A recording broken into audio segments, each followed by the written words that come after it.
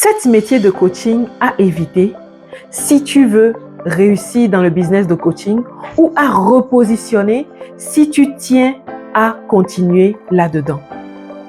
Si tu penses que les likes, les commentaires, les vues sur les réseaux sociaux constituent une garantie pour de la rentabilité, tu te trompes. Si tu penses que tout le monde en parle, donc tu peux en vivre, tu te trompes. Toi qui es salarié, tu désires démarrer un business de coaching, pouvoir en vivre et pourquoi pas un jour en faire ton métier de tous les jours. Cette vidéo va t'intéresser et reste scotché jusqu'à le dernier métier pour pouvoir identifier comment transformer ton business actuel en business stable et rentable. Je me présente Mathias Senade Gidiou, Mathias Guide sur les réseaux sociaux. Je suis coach business, je suis stratège, je suis auteur et conférencière professionnelle. J'ai écrit un livre sur l'entrepreneuriat tout en étant salarié et je travaille avec les femmes ambitieuses, salariées ou pas, qui désirent faire d'un side business un business rentable et pouvoir en vivre. Je travaille avec elles en 12 semaines pour pouvoir clarifier leur business, structurer le tout pour en faire un business rentable en 12 semaines. Aujourd'hui, le marché du coaching est en croissance. Des millions de personnes désirent vivre d'une meilleure manière, avoir des réponses à des situations qui les tracassent tous les jours. C'est ici que se positionnent les coachs, les entraîneurs, comme on peut les appeler aussi, et leur métier devient crucial et vital. Mais plusieurs métiers dans ce domaine ne sont malheureusement pas rentables, peu importe la passion, peu importe le feu que la personne peut y mettre et tout le travail que la personne peut y mettre pour servir. Pourquoi cette situation?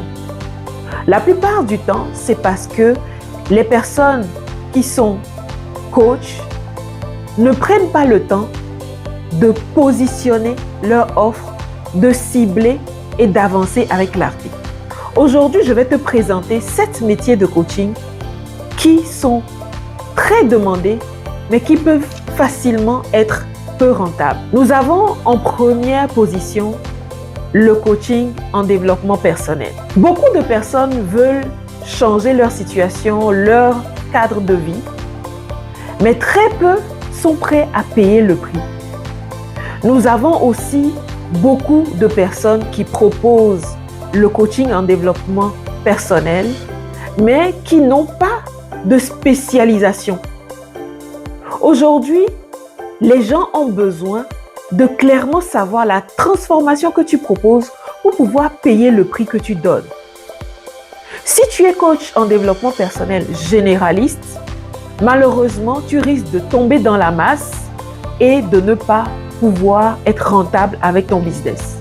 Pour pouvoir être rentable avec ton business, je te propose par exemple de te positionner comme coach en développement personnel pour cadre en burn-out par exemple. Le deuxième métier de coach dont je vais te parler, c'est les coachs de vie.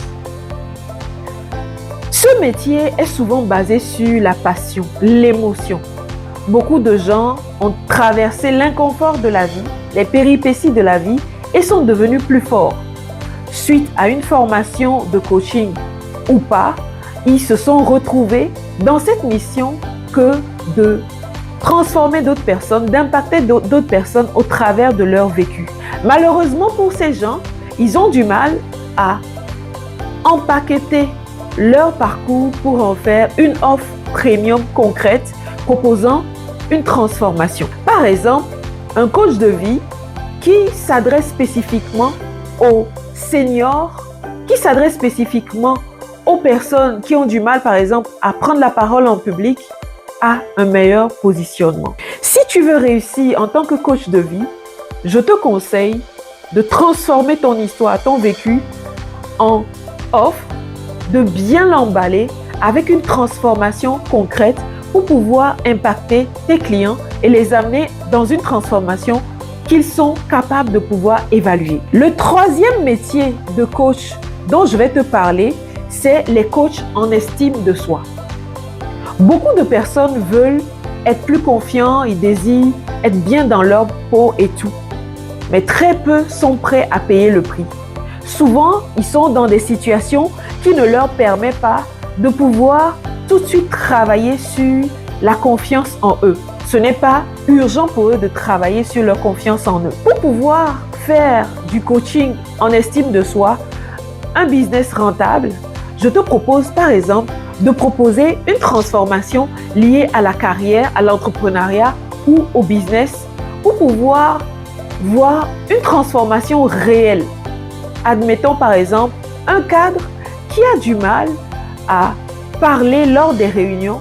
Tu peux proposer une offre en tant que coach en estime de soi pour cadres qui ont du mal à prendre la parole. Ça te permet de proposer une offre concrète, une transformation concrète. Le quatrième métier de coach que je vais te parler ici, pas des moindres, et si tu es resté jusqu'à ce niveau, c'est que tu vois en cette vidéo quelque chose de très intéressant. Donc, je t'invite à t'abonner à ma chaîne et à cliquer sur la cloche pour pouvoir recevoir les notifications et ne rien manquer. Je partage chaque semaine des pépites, des informations pour pouvoir bâtir des business stables et rentables et vivre sa vie de rêve grâce à l'entrepreneuriat. Le quatrième métier qui suit les trois premiers dont j'ai parlé, c'est les coachs en éveil de conscience. Aujourd'hui, beaucoup de personnes veulent se reconnecter à leur lumière intérieure. Les gens se posent des questions à savoir c'est quoi leur mission sur cette terre, qu'est-ce qui fait du sens à leur vie, qu'est-ce qui donne un sens à leur vie et tout. C'est ici que se positionnent les coachs en spiritualité ou en éveil de conscience qui sont capables de pouvoir connecter les gens grâce à des manipulations que je ne maîtrise pas parce que je ne suis pas coach en éveil de conscience, à pouvoir les amener à se connecter à leur lumière intérieure, à leur moi intérieur. Il y a beaucoup de gratuité malheureusement dans ce métier. On a des lives offerts, on a des contenus sur YouTube gratuits qui permettent de pouvoir travailler sur ces éléments sans devoir payer. Ce qui rend les offres de coach en éveil de conscience un peu difficiles à vendre parce que la personne va te dire pourquoi je viendrais mettre un prix sur quelque chose que je suis capable d'avoir gratuitement. Pour pouvoir te repositionner, tu peux par exemple proposer une offre pour cadres ambitieux qui désirent se reconnecter à leur lumière intérieure pour pouvoir bien évoluer par rapport à leur ambition. C'est-à-dire coach en éveil de conscience pour cadres ambitieux voulant allier ambition et spiritualité, par exemple. Le cinquième métier de coach, c'est le coach parental généraliste, sans spécialisation. Et j'en vois pas mal. On a des parents qui ont eu la vie difficile avec leurs parents, avec leurs enfants ou pas, et qui se sentent légitimes de proposer des offres pour pouvoir aider d'autres parents. Malheureusement, le marché est émotionnel et très sensible. Il est difficile pour certains parents d'aller chercher une solution, même si c'est une douleur forte qui les tracasse. Ils ont des ados qui sont difficiles à vivre, ils ont un environnement familial qui est très compliqué à vivre et ils cherchent des solutions pour avoir un cadre de vie plus adapté et plus stimulant pour eux-mêmes et pour leurs enfants. Alors, pour pouvoir réussir en tant que coach parental, je te propose par exemple de proposer une offre pour parents d'ados difficiles ou par exemple pour familles expatriées. Ici au Canada, on a beaucoup d'immigrés qui sont arrivés ici avec leurs enfants et le choc culturel est réel. Et ces parents ont besoin de lumière, ont besoin de solutions pour pouvoir avancer sereinement sans risquer de pouvoir faire les frais de certains organismes ici qui peuvent vraiment compliquer la vie si on fait des faux pas, sans aller plus dans le détail. Donc, ton travail de coach parental est très important si tu arrives à avoir un positionnement clair et une offre transformationnelle concrète. Le sixième métier de coach, pas des moindres, c'est les coachs en reconversion professionnelle. Au début de mon entreprise de coaching, j'ai eu des demandes des personnes parce que je faisais de la certification en management de projet. J'ai eu des demandes des personnes qui m'ont demandé est-ce que je n'accompagne pas en reconversion professionnelle. J'ai failli me positionner dans ce métier, mais j'ai très vite compris que les gens qui ont le plus besoin de coaching en reconversion professionnelle sont souvent en manque de moyens pour pouvoir payer pour ces sessions de coaching. Et donc, la plupart du temps, les personnes qui sont coachs en reconversion professionnelle se retrouvent à avoir des offres, si pas bas de gamme, moyen de gamme. Ils ne peuvent jamais aller dans certains chiffres. Ils peuvent aller par exemple avec des offres sur 6 mois ou 3 mois à maximum peut-être 1 500 €, ce qui est plutôt correct. Mais la difficulté à pouvoir accompagner ces personnes, le temps que tu mets à pouvoir les servir, comparé au prix que tu prends, tu deviens facilement moins rentable. Pour pouvoir te positionner en tant que coach en reconversion professionnelle, tu peux par exemple décider de travailler avec des seniors, avec des cadres qui sont expatriés, avec des professionnels voulant aller au prochain niveau. Il y a différentes manières de le faire. Et si tu veux le faire, moi je te propose mon accompagnement sur 12 semaines qui te permet d'améliorer ton offre, d'en faire une offre de niveau très élevé, premium, et qui te permet surtout avec un système simple d'avoir des clients récurrents chaque semaine, chaque mois, sans devoir aller faire des conversations multiples dans les messageries ou devoir faire des appels et tout. Mais un système simplifié qui te permet de cibler au mieux tes clients et d'aller les chercher d'une manière simplifiée. Si tu veux en savoir plus, n'hésite pas à prendre rendez-vous dans le lien qui est dans la description pour un échange de découverte pour voir dans quelle mesure je peux t'aider dans ton métier de coaching. Le dernier métier de coach qui est peu rentable et dont je voulais te parler aujourd'hui, c'est les coachs pour femmes en quête d'épanouissement. Aujourd'hui, nous les femmes, on se recherche, on veut avoir cet équilibre vie privée, vie professionnelle, mais malheureusement, on manque de moyens. On trouve qu'on peut le faire plus tard et on reporte souvent notre propre équilibre à plus tard.